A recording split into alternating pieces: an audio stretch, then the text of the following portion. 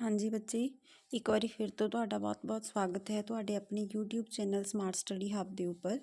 ਅੱਜ ਆਪਾਂ ਬੱਚੇ ਗੱਲ ਕਰਨ ਜਾ ਰਹੇ ਹੈਗੇ ਆ origin of state, social contract and evolutionary theories ਹੈਗੀਆਂ ਨੇ ਜਿਹੜੀਆਂ ਸਟੇਟ ਦੀਆਂ, ਜਿਵੇਂ ਕਿ BA first year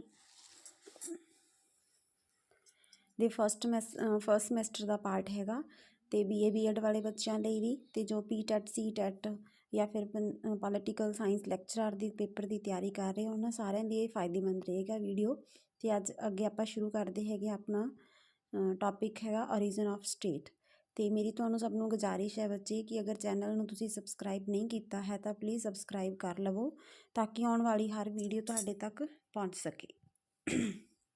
ਥੇਰੀਜ਼ of the origin of state, ਪਹਿਲਾਂ ਆਪਾਂ ਦੇਖਦੇ ਹਾਂ ਵੀ ਕਿੰਨੇ ਤਰ੍ਹਾਂ ਦੀਆਂ ਥੇਰੀਜ਼ ਨੇ ਜਿਹੜੀਆਂ ਸਟੇਟ ਦੀਆਂ ਉਹ ਐਗਜ਼ਿਸਟ ਕਰਦੀਆਂ ਨੇ। ਫਸਟ ਹੈਗਾ ਸਪੈਕੂਲੇਟਿਵ ਥੇਰੀਜ਼, ਉਹ ਵਾਲੀਆਂ ਥੇਰੀਜ਼ ਹੈ ਜਿਹੜੀਆਂ ਵਿਚਾਰਾਤਮਕ ਹੈਗੀਆਂ। ਸਪੈਕੂਲੇਸ਼ਨ ਦਾ ਮਤਲਬ ਹੁੰਦਾ ਵਿਚਾਰ ਅਧੀਨ, ਜਿਹਦੇ ਵਿੱਚ ਹੈਗਾ ਡਿਵਾਈਨ origin of state, ਦੈਵੀ ਉਤਪੱਤੀ ਦਾ ਸਿਧਾਂਤ, ਜਿਹਦੇ ਵਿੱਚ ਇਹ ਸਮਝਿਆ ਜਾਂਦਾ ਕਿ ਇੱਕ ਕੋਈ ਮਤਲਬ ਕਿ ਇਹੋ ਜਿਹੀ ਸ਼ਕਤੀ ਆਈ ਸੀ ਜਿਸਨੇ ਇੱਕ ਸਟੇਟ ਬਣਾ ਤਾ। ਸੈਕਿੰਡ ਇਜ਼ ਫੋਰਸ ਥੇਰੀ, ਸ਼ਕਤੀ ਸਿਧਾਂਤ, ਮਤਲਬ ਕਿ ਲੀਡਰਸ ਨੇ ਜਿਹੜੇ ਉਸ ਸਮੇਂ ਦੇ ਉਹਨਾਂ ਨੇ ਫੋਰਸਲੀ ਮਤਲਬ ਕਿ ਲੋਕਾਂ ਨੂੰ ਆਪਦੇ ਕਬਜ਼ੇ ਹੇਠਾਂ ਲੈ ਕੇ ਇੱਕ ਰਾਜ ਦਾ ਜਿਹੜਾ ਮਤਲਬ ਕਿ ਹੋਂਦ ਹੈ ਉਹ ਬਣਾਈ। ਤੀਸਰਾ ਹੈਗਾ ਸੋਸ਼ਲ ਕੰਟਰੈਕਟ ਥੇਰੀ, ਸਮਾਜਿਕ ਸਮਝੌਤੇ ਦਾ ਸਿਧਾਂਤ, ਮਤਲਬ ਕਿ ਇਹਦੇ ਵਿੱਚ ਉਹ ਕਹਿੰਦੇ ਨੇ ਕਿ ਉਸ ਸਮੇਂ ਦੇ ਲੋਕਾਂ ਨੂੰ ਜਦੋਂ ਲਾਅ ਐਂਡ ਆਰਡਰ ਮੇਨਟੇਨ ਨਹੀਂ ਹੋ ਰਿਹਾ ਸੀ ਤਾਂ ਉਹਨਾਂ ਨੇ ਆਪਸ ਦੇ ਵਿੱਚ ਇੱਕ ਸਮਝੌਤਾ ਕੀਤਾ ਅਤੇ ਉਹ ਸਮਝੌਤੇ ਦੇ ਬਾਅਦ ਵਿੱਚ ਹੌਲੀ ਹੌਲੀ ਹੈ ਜਿਹੜਾ ਸਟੇਟ ਹੈ ਉਹ ਡਿਵੈਲਪ ਹੋ ਗਿਆ।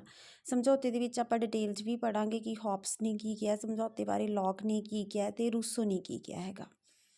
ਨੈਕਸਟ ਹੈ ਬੱਚੇ half speculative and half factual theories, ਅਰਧ ਕਲਪਨਾਤਮਕ ਅਤੇ ਅਰਧ ਤੱਥਪੂਰਨ ਸਿਧਾਂਤ, ਕਿ ਕੁਛ ਕਹਿੰਦੇ ਹੈਗੇ ਆ ਕਿ ਥੋੜ੍ਹਾ ਜਿਹਾ ਸਪੈਕੂਲੇਸ਼ਨ ਰਿਹਾ ਅਤੇ ਥੋੜ੍ਹੇ ਜਿਹੇ ਉਸ ਸਮੇਂ ਦੇ ਜਿਹੜੇ ਫੈਕਟ ਸੀਗੇ ਉਹਨਾਂ ਨੇ ਪ੍ਰਭਾਵਿਤ ਕੀਤਾ ਤਾਂ ਕਿ ਜਿਹੜਾ ਸਟੇਟ ਹੈ ਉਹ ਡਿਵੈਲਪ ਹੋਇਆ। ਇਹਦੇ ਵਿੱਚ ਹੈਗਾ ਪੈਟਰੀਆਰਕੀਕਲ ਥੇਰੀ, ਪਿਤਾ ਪ੍ਰਧਾਨ ਸਿਧਾਂਤ, ਅਤੇ ਮੈਟਰਿਆਰਕੀਕਲ ਥੇਰੀ, ਮਾਤਾ ਪ੍ਰਧਾਨ ਸਿਧਾਂਤ, ਕਿ ਜਿੱਥੇ ਕੁਛ ਇਹੋ ਜਿਹੇ ਸਟੇਟ ਸੀਗੇ ਜਿੱਥੇ ਮਤਲਬ ਕਿ ਮੈਟਰਿਆਰਕੀਕਲ ਕਿ ਮਾਤਾ ਮਦਰਸ ਨੇ ਜਿਹੜੀਆਂ ਉਸ ਹਿਸਾਬ ਨਾਲ ਸਟੇਟ ਡਿਵੈਲਪ ਹੋਇਆ। ਕੁਛ ਕਹਿੰਦੇ ਕਿ ਪੈਟਰੀਆਰਕੀਕਲ ਸੀਗਾ ਪਿਤਾ ਪ੍ਰਧਾਨ ਸਮਾਜ ਉਸ ਸਮੇਂ। ਨੈਕਸਟ ਥਰਡ ਹੈ ਰਾਜੇ ਹਿਸਟੋਰੀਕਲ ਥੇਰੀ, ਹਿਸਟੋਰੀਕਲਸ ਦੇ ਥੇਰੀ ਹੈਗੀ ਹੈ ਜਿਹੜੀ ਵਿਕਾਸਵਾਦੀ ਸਿਧਾਂਤ ਦੇ ਅੰਦਰ ਆਉਂਦੀ ਹੈਗੀ ਹੈ, ਜਿਸ ਨੇ ਰਾਜ ਦੀ ਉਤਪੱਤੀ ਨੂੰ ਇੱਕ ਵਾਸਤਵਿਕ ਸਿਧਾਂਤ ਦੇ ਰੂਪ ਦੇ ਵਿੱਚ ਮਾਨਤਾ ਦਿੱਤੀ ਹੈਗੀ ਹੈ। ਅਤੇ ਫੋਰਥ ਹੈਗੀ ਰਾਜੇ ਮਾਰਕਸੀਅਨ ਥੇਰੀ, ਤੁਸੀਂ ਕਾਰਲ ਮਾਰਕਸ ਦਾ ਨਾਮ ਸਾਰੇ ਜਾਣਦੇ ਹੀ ਹੋਵੋਗੇ ਅਤੇ ਉਹਨਾਂ ਦੇ ਦੋਸਤ ਐਂਜਲਸ ਨੇ ਦਿੱਤੀ ਹੈਗੀ ਹੈ, ਜਿਹੜੇ ਕਿ ਰਾਜ ਨੂੰ ਇੱਕ ਦੇਵੀ ਸਿਧਾਂਤ ਨਾ ਮੰਨ ਕੇ ਇੱਕ ਵਿਕਾਸਵਾਦੀ ਸਿਧਾਂਤ ਹੈ ਜਿਹੜਾ ਉਹ ਮੰਨਦੇ ਨੇ। Social contract theory is expounded by Thomas Hobbes, ਕਿ ਆਪਾਂ ਨੇ ਕੋਲ ਜਿਹੜੀ ਸੋਸ਼ਲ ਕੰਟਰੈਕਟ ਥੇਰੀ ਹੈ ਇਹ ਤੁਹਾਡਾ ਇੱਕ ਇੰਪੋਰਟੈਂਟ ਪਾਰਟ ਹੈਗਾ ਬੱਚੇ। ਇਹਦੇ ਵਿੱਚ ਆਪਾਂ ਪਹਿਲੀ ਥੇਰੀ ਹੈ ਜਿਹੜੀ ਉਹ ਕਰਦੇ ਹੈਗੇ ਆ ਥੋਮਸ ਹੋਬਸ ਦੀ, ਕਿ ਜਿਹੜਾ ਹੋਬਸ ਹੈਗਾ ਉਸਨੇ ਮਤਲਬ ਕਿ ਇਸ ਥੇਰੀ ਬਾਰੇ ਕੀ ਕਿਹਾ ਹੈਗਾ। ਥੋਮਸ ਹੈ ਜਿਹੜਾ ਉਹਦਾ ਸਮਾਂ ਹੈਗਾ ਰਾਜੇ 1588 ਟੂ 1679, 1588 ਤੋਂ ਲੈ ਕੇ 1679 ਤੱਕ ਮਤਲਬ ਉਹਨਾਂ ਦਾ ਸਮਾਂ ਰਿਹਾ ਹੈਗਾ। ਅਤੇ ਜਦੋਂ ਮਤਲਬ ਕਿ ਉਹ ਆਪਣੀ ਇਸ ਥੇਰੀ ਨੂੰ ਰਿਪਰਜੈਂਟ ਕਰਦੇ ਹੈਗੇ ਤਾਂ ਉਸ ਸਮੇਂ ਉਹਨਾਂ ਦੇ ਮਤਲਬ ਕਿ ਉੱਪਰ ਜੋ ਸਿਵਲ ਵਾਰ ਹੋਇਆ ਸੀਗਾ ਇੰਗਲੈਂਡ ਦੇ ਵਿੱਚ, UK ਦੇ ਵਿੱਚ, ਉਸ ਦਾ ਅਸਰ ਵੀ ਹੈਗਾ। ਉਸ ਸਮੇਂ ਜੋ ਕਤਲ UK ਦੇ ਵਿੱਚ ਜੋ ਮਨਾਰਕੀ ਸਿਸਟਮ ਚੱਲ ਰਿਹਾ ਸੀਗਾ ਉਹਦਾ ਵੀ ਪ੍ਰਭਾਵ ਦੇਖਣ ਨੂੰ ਹੈਗਾ। ਤਾਂ ਇਸ ਕਰਕੇ ਉਸ ਸਮੇਂ ਦੇ ਅਕੋਰਡਿੰਗ ਹੀ ਉਹਨਾਂ ਨੇ ਆਪਣੀ ਇੱਕ ਬੁੱਕ ਸੀ ਲਿਵਿਆਥਨ, ਉਹਦੇ ਵਿੱਚ ਮਤਲਬ ਦੱਸਿਆ ਕਿ ਕੀ ਸਿਸਟਮ ਹੈ ਜਿਹੜਾ ਉਸ ਸਮੇਂ ਦਾ ਸੀਗਾ। ਉਸ ਸਮੇਂ ਚਾਰਲਸ II ਹੈ ਜਿਹੜਾ ਇੰਗਲੈਂਡ ਦਾ ਰਾਜਾ ਬਣਿਆ। ਹੌਬਸ ਵਿਊਜ਼ ਔਨ ਹਿਊਮਨ ਨੇਚਰ, ਸਭ ਤੋਂ ਪਹਿਲਾਂ ਇਹ ਦੱਸਦਾ ਹੈਗਾ ਕਿ ਮਨੁੱਖ ਸੁਭਾਅ ਕਿਵੇਂ ਦਾ ਸੀਗਾ ਉਸ ਸਮੇਂ ਜਿਹੜਾ ਸੀਗਾ। ਹਿਊਮਨਸ ਆਰ ਸੈਲਫਿਸ਼ ਇਨ ਨੇਚਰ, ਹਿਊਮਨ ਹੈ ਜਿਹੜਾ ਉਹ ਸੈਲਫਿਸ਼ ਸੀ, ਉਹਨੂੰ ਸਿਰਫ ਆਪਣੇ ਆਪ ਤੱਕ ਮਤਲਬ ਸੀ, ਹੋਰ ਕਿਸੇ ਤੱਕ ਉਹਨੂੰ ਕੋਈ ਮਤਲਬ ਨਹੀਂ ਸੀਗਾ। He have no love and sympathy for humans, ਇੱਕ ਹਿਊਮਨ ਦਾ ਦੂਸਰੇ ਪ੍ਰਤੀ ਕੋਈ ਪਿਆਰ ਕੋਈ ਸਿੰਪਥੀ ਕੁਛ ਨਹੀਂ ਸੀਗਾ, ਉਹ ਸਿਰਫ ਆਪਣੀਆਂ ਜ਼ਰੂਰਤਾਂ ਨੂੰ ਧਿਆਨ ਦੇ ਵਿੱਚ ਰੱਖ ਕੇ ਚੱਲਦਾ ਸੀ ਉਸ ਸਮੇਂ ਦਾ ਮਨੁੱਖ। Emotions are more important than intelligence, ਕਿ ਉਸ ਸਮੇਂ ਦਾ ਜਿਹੜਾ ਮਨੁੱਖ ਸੀਗਾ ਉਹਨੂੰ ਇਮੋਸ਼ਨਸ ਜ਼ਿਆਦਾ ਜ਼ਰੂਰੀ ਸੀਗੇ ਇੰਟੈਲੀਜੈਂਸੀ ਨਾਲੋਂ। ਉਹ ਸਿਰਫ ਆਪਦੇ ਇਮੋਸ਼ਨਸ ਦੀ ਗੱਲ ਕਰਦਾ, ਉਹ ਸਿਰਫ ਇੱਕ ਮਨੁੱਖ ਦੇ, ਕਿ ਉਹ ਇਮੋਸ਼ਨਸ ਨੂੰ ਕਿਸ ਤਰੀਕੇ ਦੇ ਨਾਲ ਦੇਖਦਾ ਹੈਗਾ। ਇਮੋਸ਼ਨਸ ਹੈ ਜਿਹੜੇ ਉਹ ਉਹਨੂੰ ਸਿਰਫ ਆਪਣੇ ਤੱਕ ਉਹ ਰੱਖਦੇ ਹੈਗੇ ਆ। ਉਹ ਦੂਜਿਆਂ ਪ੍ਰਤੀ ਉਹਨੇ ਕੀ ਉਹ ਹਮਦਰਦੀ ਭਰਿਆ ਵਿਵਹਾਰ ਜਾਂ ਫਿਰ ਦੂਸਰਿਆਂ ਨਾਲ ਐਡਜਸਟਮੈਂਟ ਜਾਂ ਫਿਰ ਦੂਸਰਾ ਸਤਿਕਾਰ, ਉਹ ਵਾਲੀਆਂ ਚੀਜ਼ਾਂ ਉਸ ਸਮੇਂ ਦੇ ਮਨੁੱਖ ਦੇ ਵਿੱਚ ਨਹੀਂ ਸੀਗੀਆਂ। ਉਸ ਸਮੇਂ ਦਾ ਜਿਹੜਾ ਮਨੁੱਖ ਸੀ ਉਹ ਇੰਨਾ ਸੁਚੇਤ ਐਕਟਿਵ ਹੈ ਜਿਹੜਾ ਉਹ ਨਹੀਂ ਸੀਗਾ। ਹੌਬਸ ਸਟੇਟ ਆਫ ਨੇਚਰ, ਹੌਬਸ ਹੈ ਜਿਹੜਾ ਰਾਜ ਦੀ ਪ੍ਰਕਿਰਤੀ ਨੂੰ, ਅਵਸਥਾ ਨੂੰ, ਪ੍ਰਕਿਰਤਿਕ ਅਵਸਥਾ ਨੂੰ ਦੋ ਭਾਗਾਂ ਦੇ ਵਿੱਚ ਵੰਡਦਾ ਹੈ। Before the establishment of political society and after the establishment of political society, ਕਿ ਜਦੋਂ ਰਾਜਨੀਤਿਕ ਸਮਾਜ ਡਿਵੈਲਪ ਨਹੀਂ ਹੋਇਆ ਸੀ ਉਸ ਤੋਂ ਪਹਿਲਾਂ ਮਨੁੱਖ ਕਿਵੇਂ ਦਾ ਸੀਗਾ, ਅਤੇ ਜਦੋਂ ਰਾਜਨੀਤਿਕ ਸਮਾਜ ਆ ਗਿਆ, ਪੋਲੀਟੀਕਲ ਸੁਸਾਇਟੀ ਡਿਵੈਲਪ ਹੋ ਗਈ, ਫਿਰ ਸਮਾਜ ਹੈ ਜਿਹੜਾ ਉਹ ਜਿਹਾ ਮਨੁੱਖ ਆ ਉਹ ਕਿਵੇਂ ਦਾ ਸੀ। ਪਹਿਲਾਂ ਨੋ ਰੂਲ ਐਂਡ ਆਰਡਰ, ਕੋਈ ਰੂਲ ਨਹੀਂ ਸੀ, ਕੋਈ ਆਰਡਰ ਨਹੀਂ ਸੀ, ਜਿਵੇਂ ਮਨੁੱਖ ਨੂੰ ਠੀਕ ਲੱਗਦਾ ਸੀ ਉਸੇ ਤਰੀਕੇ ਨਾਲ ਕੰਮ ਕਰ ਲੈਂਦੇ ਸੀ। ਸੈਲਫਿਸ਼ ਹਿਊਮਨਸ, ਉਹ ਸਿਰਫ ਆਪਣੇ ਆਪ ਬਾਰੇ ਸੋਚਦੇ ਸੀਗੇ, ਸਿਰਫ ਆਪਣੇ ਆਪ ਨਾਲ ਉਹਨਾਂ ਨੂੰ ਮਤਲਬ ਸੀਗਾ। War of every man against every man, ਹਰ ਇੱਕ ਮਨੁੱਖ ਨੂੰ ਇੱਕ ਦੂਜੇ ਮਨੁੱਖ ਦੇ ਖਿਲਾਫ ਮਤਲਬ ਯੁੱਧ ਹੀ ਲੱਗਦਾ ਸੀਗਾ। ਵਾਇਲੈਂਟ ਕੰਡੀਸ਼ਨਸ, ਬਹੁਤ ਜ਼ਿਆਦਾ ਹਿੰਸਾ ਹੈ ਜਿਹੜੀ ਉਸ ਸਮੇਂ ਫੈਲੀ ਹੋਈ ਸੀ। The life of man was solitary, poor, nasty, brutish and short, ਕਿ ਉਸ ਸਮੇਂ ਦਾ ਜਿਹੜਾ ਮਨੁੱਖ ਸੀ ਉਹਦੀ ਲਾਈਫ ਸੀ ਜਿਹੜੀ ਬਹੁਤ ਗਰੀਬੀ ਨਾਲ ਸੀ, ਤੰਗੀ ਨਾਲ ਸੀਗੀ, ਬਹੁਤ ਜ਼ਿਆਦਾ ਮਤਲਬ ਕਿ ਉਹ ਖਤਰਨਾਕ ਕੰਮ ਹੈ ਜਿਹੜਾ ਉਸ ਸਮੇਂ ਦਾ ਮਨੁੱਖ ਕਰਦਾ ਸੀ, ਅਤੇ ਲਾਈਫ ਇਸੇ ਕਰਕੇ ਛੋਟੀ ਵੀ ਸੀਗੀ ਉਸ ਸਮੇਂ ਦੇ ਮਨੁੱਖ ਦੀ। ਹੌਬਸ ਸੋਸ਼ਲ ਕੰਟਰੈਕਟ, ਜਿਹੜਾ ਹੌਬਸ ਦਾ ਸੋਸ਼ਲ ਕੰਟਰੈਕਟ ਹੈਗਾ ਉਹਦੀ ਮਤਲਬ ਮੇਨ ਕਰੈਕਟਰਿਸਟਿਕਸ ਹੈ ਜਿਹੜੀਆਂ ਉਹ ਕੀ ਹੈਗੀਆਂ ਨੇ। ਸਭ ਤੋਂ ਪਹਿਲਾਂ ਹੈਗਾ the sovereign is not a part of the contract, ਸਮਝੌਤੇ ਵਿੱਚ ਸ਼ਾਸਕ ਸ਼ਾਮਲ ਨਹੀਂ। ਕਿ ਹੌਬਸ ਦੇ ਅਨੁਸਾਰ ਹੈ ਜਿਹੜਾ ਲੋਕਾਂ ਨੇ ਸਮਝੌਤਾ ਕੀਤਾ ਸੀ, ਉਸ ਸਮਝੌਤੇ ਦੇ ਵਿੱਚ ਜਿਹੜਾ ਸ਼ਾਸਕ ਸੀ ਜਿਹਨੂੰ ਉਹਨਾਂ ਨੇ ਆਪਣਾ ਸੋਵਰਨ ਬਣਾਇਆ ਸੀ ਜਾਂ ਰੂਲਰ ਬਣਾਇਆ ਸੀ, ਉਸ ਵਿੱਚ ਸ਼ਰੀਕ ਨਹੀਂ ਸੀਗਾ। ਸਮਝੌਤਾ ਹੈ ਜਿਹੜਾ ਸ਼ਾਸਕ ਉੱਤੇ ਕੋਈ ਪਾਬੰਦੀ, ਕੋਈ ਸ਼ਰਤ ਨਹੀਂ ਲਾਉਂਦਾ ਸੀ। ਸਮਝੌਤਾ ਮਤਲਬ ਇਹੋ ਜਿਹਾ ਉਹਦੇ ਵਿੱਚ ਕੁਛ ਵੀ ਨਹੀਂ ਸੀਗਾ ਕਿ ਅਗਰ ਕੁਛ ਉਲੰਘਣਾ ਹੋ ਗਈ ਰਾਜ ਵੱਲੋਂ ਜਾਂ ਰੂਲਰ ਵੱਲੋਂ ਤਾਂ ਉਹਨੂੰ ਕੋਈ ਦੰਡ ਦਿੱਤਾ ਜਾਏਗਾ। ਇਸ ਕਰਕੇ ਮਤਲਬ ਜਿਹੜਾ ਸਮਝੌਤਾ ਸੀ, ਲੋਕਾਂ ਨੇ ਹੀ ਆਪਦੇ ਰਾਈਟਸ ਹੈ ਜਿਹੜੇ ਰਾਜੇ ਦੇ ਸਪੁਰਦ ਕੀਤੇ ਸੀ, ਰਾਜਾ ਉਸ ਦਾ ਪਾਰਟ ਹੈ ਜਿਹੜਾ ਉਹ ਨਹੀਂ ਸੀਗਾ। ਸੁਪਰੀਅਰਿਟੀ ਆਫ ਸੋਵਰੈਨਿਟੀ ਜਾਂ ਸੋਵਰਨ, ਸ਼ਾਸਕ ਦੀ ਸਰਵਸ਼੍ਰੇਸ਼ਟਤਾ, ਕਿ ਉਸ ਸਮੇਂ ਜਿਹੜਾ ਹੌਬਸ ਹੈ ਉਹ ਕਹਿੰਦਾ ਹੈ ਕਿ ਜਿਹੜਾ ਸ਼ਾਸਕ ਸੀ ਉਹੀ ਉੱਤਮ ਸੀ, ਉਹਦੇ ਕੋਲ ਅਥਾਹ ਅਸੀਮਿਤ ਸ਼ਕਤੀਆਂ ਸੀ, ਉਹ ਜਿਵੇਂ ਮਰਜ਼ੀ ਨਿਯੰਤਰਣ ਕਰ ਸਕਦਾ ਸੀਗਾ ਆਪਦੇ ਰਾਜ ਦੇ ਵਿੱਚ। ਅਗਰ ਕੋਈ ਸ਼ਾਸਕ ਦੀ ਆਗਿਆ ਦੀ ਪਾਲਣਾ ਕਰਨ ਤੋਂ ਮਨ੍ਹਾ ਕਰਦਾ ਸੀ ਤਾਂ ਉਹਨੂੰ ਕਰੜੇ ਤੋਂ ਕਰੜਾ ਦੰਡ ਵੀ ਦਿੱਤਾ ਜਾ ਸਕਦਾ ਸੀ। ਸ਼ਾਸਕ ਦਾ ਕਿਹਾ ਹੋਇਆ ਹਰ ਲਫ਼ਜ਼ ਹੈ, ਹਰ ਆਦੇਸ਼ ਹੀ ਕਾਨੂੰਨ ਸੀਗਾ ਉਸ ਸਮੇਂ। People had no right against the sovereign, ਕਿ ਉਸ ਸਮੇਂ ਦੇ ਰਾਜੇ ਕੋਲੇ ਸ਼ਾਸਕ ਵਿਰੁੱਧ ਜਨਤਾ ਦਾ ਕੋਈ ਅਧਿਕਾਰ ਨਹੀਂ ਸੀਗਾ, ਕਿ ਜਿਹੜੀ ਪ੍ਰਜਾ ਸੀ ਕੇਵਲ ਉਹਨਾਂ ਨੂੰ ਹੀ ਉਹੀ ਅਧਿਕਾਰ ਪ੍ਰਾਪਤ ਸੀਗੇ ਜਿਹੜੇ ਸ਼ਾਸਕ ਦਿੰਦਾ ਸੀ। ਸ਼ਾਸਕ ਤੋਂ ਬਾਅਦ ਉਹਨਾਂ ਕੋਲੇ ਹੋਰ ਕੋਈ ਅਧਿਕਾਰ ਹੈ ਜਿਹੜੇ ਉਹ ਨਹੀਂ ਰਹਿ ਜਾਂਦੇ ਸੀ। ਇੱਥੋਂ ਤੱਕ ਸੀ ਕਿ ਜੇ ਅਤਿਆਚਾਰੀ ਸ਼ਾਸਕ ਦੇ ਆਦੇਸ਼ਾਂ ਦੀ ਉਲੰਘਣਾ ਕੋਈ ਵਿਅਕਤੀ ਕਰਦਾ ਸੀ ਤਾਂ ਉਹ ਬਹੁਤ ਜ਼ਿਆਦਾ ਕਰੜਾ ਅਤੇ ਕਠੋਰ ਹਾਰਡ ਪਨਿਸ਼ਮੈਂਟ ਹੈ ਜਿਹੜੀ ਉਸਨੂੰ ਦਿੱਤੀ ਜਾਂਦੀ ਸੀ, ਚਾਹੇ ਉਹ ਅਤਿਆਚਾਰੀ ਸੀ ਅਤੇ ਚਾਹੇ ਉਹ ਕਾਇੰਡ ਸੀਗਾ, ਦਿਆਲੂ ਸੀਗਾ, ਹੈ ਨਾ। ਵੀ ਚਲੋ ਦਿਆਲੂ ਦੀ ਤਾਂ ਓਬਵੀਅਸ ਹੈ ਲੋਕ ਮੰਨ ਹੀ ਲੈਣਗੇ, ਹੈ ਨਾ। ਜੇ ਅਤਿਆਚਾਰੀ ਰਾਜਾ ਆਊਗਾ, ਹੈ ਨਾ, ਕੋਈ ਅਤਿਆਚਾਰ ਕਰੂਗਾ ਤਾਂ ਉਹਦੇ ਖਿਲਾਫ ਉੱਥੋਂ ਦੇ ਲੋਕਾਂ ਨੂੰ ਖੜੇ ਹੋਣ ਦਾ ਅਧਿਕਾਰ ਨਹੀਂ ਸੀਗਾ। ਦਾ ਕੰਟਰੈਕਟ ਵਾਜ਼ ਇਰੇਵੋਕਲ, ਸਮਝੌਤਾ ਅਟੁੱਟ ਸੀ, ਕਿ ਮਤਲਬ ਉਹ ਜਿਹੜਾ ਸਮਝੌਤਾ ਸੀ ਉਹ ਟੁੱਟ ਨਹੀਂ ਸਕਦਾ ਸੀ। ਲੋਕਾਂ ਨੇ ਇਸ ਤਰੀਕੇ ਦੇ ਨਾਲ ਉਹ ਸਮਝੌਤਾ ਹੈ ਜਿਹੜਾ ਕੀਤਾ ਸੀ ਕਿ ਆਉਣ ਵਾਲੀਆਂ ਕਈ ਪੀੜ੍ਹੀਆਂ ਤੱਕ ਉਹ ਇੱਦਾਂ ਹੀ ਲਾਗੂ ਰਹੇਗਾ।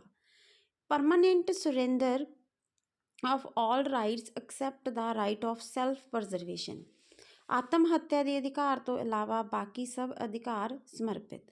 ਕਿ ਹੌਬਸ ਕਹਿੰਦਾ ਹੈਗਾ ਕਿ ਉਸ ਸਮੇਂ ਦੇ ਲੋਕਾਂ ਨੇ ਕਿ ਆਤਮ ਰੱਖਿਆ ਦੇ ਅਧਿਕਾਰ ਤੋਂ ਛੁੱਟ ਬਾਕੀ ਸਭ ਅਧਿਕਾਰ ਸ਼ਾਸਕ ਨੂੰ ਸਮਰਪਿਤ ਕਰਦੇ ਸੀ, ਕਿ ਜੇਕਰ ਵਿਅਕਤੀ ਦੇ ਜੀਵਨ ਦੇ ਵਿੱਚ ਖਤਰਾ ਹੋਵੇ ਤਾਂ ਆਪਣੀ ਰੱਖਿਆ ਕਿਸੇ ਪ੍ਰਕਾਰ ਦੀ ਕਾਰਵਾਈ ਨਾਲ ਕਰ ਸਕਦਾ, ਪਰ ਬਾਕੀ ਸਾਰੇ ਅਧਿਕਾਰ ਹੈ ਜਿਹੜੇ ਉਹਨਾਂ ਨੇ ਕਿਹਨੂੰ ਦਿੱਤੇ ਸੀ, ਰਾਜੇ ਨੂੰ ਦਿੱਤੇ ਸੀ।